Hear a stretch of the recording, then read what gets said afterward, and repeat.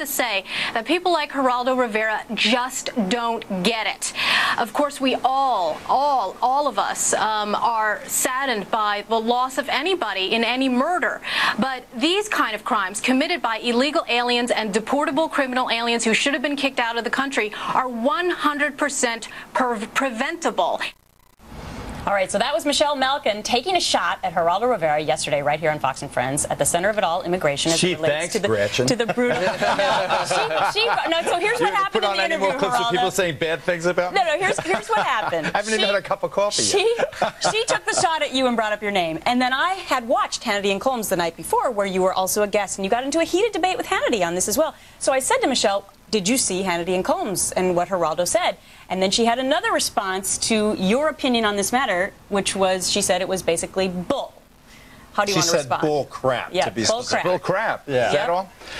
How did you get you into this, Kelly? Is he going to join the Bash Geraldo crowd, too? I was sitting there and I watched. I totally agree with Michelle Malkin on this issue. She is 180 degrees opposite for me. I believe that her views are inflammatory. I believe they're aggravating a situation. I think that she's a person who tends toward extremism. She wrote a book, an entire book that extolled the virtues of the internment of the Japanese during World War II.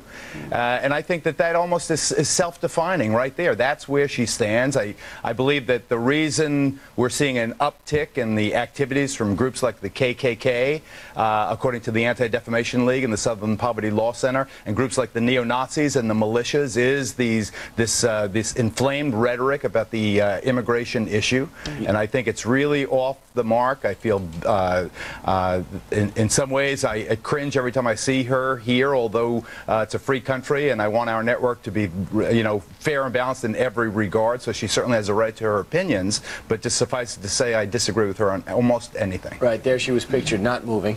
Geraldo, she is just saying that execution of those Newark kids, was it 2 weeks ago now, or 3 weeks ago?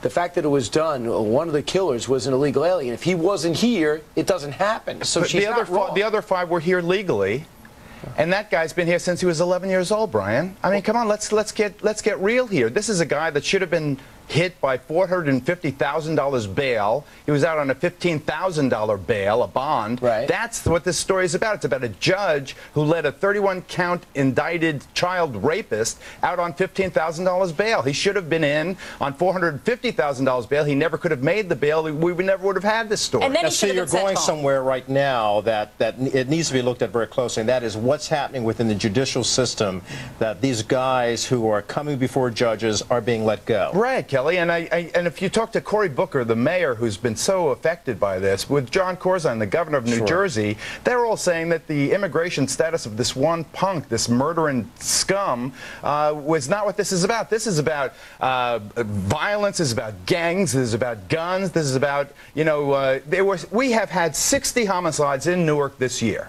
Why is it that Michelle Malkin never talked about one of those homicides? Why is it that I was the only one that weekend, this happened 2 weeks ago, to report on this horrible crime? Because everyone else said, ho-hum, black-on-black crime, another example of urban violence. We've seen it before. We don't even have to report on it. Because I think that immigration, obviously, and just what you said at the beginning of this interview, it's so inflamed in our society. It is so divisive. So that may be why we're talking about it in the way that we are. I have a viewer named Sally in Birmingham, Alabama, sends me the different clips. She just sent me one from a group called Numbers SC from South Carolina. It's part of the group that is now trying to recall Lindsey Graham because of Senator Graham's support of President Bush's immigration reform.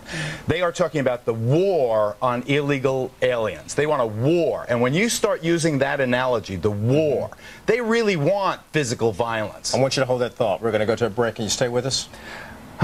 Okay. We'll resuscitate you through the break. We'll be back with a lot more. Stay tuned. Fox and Friends.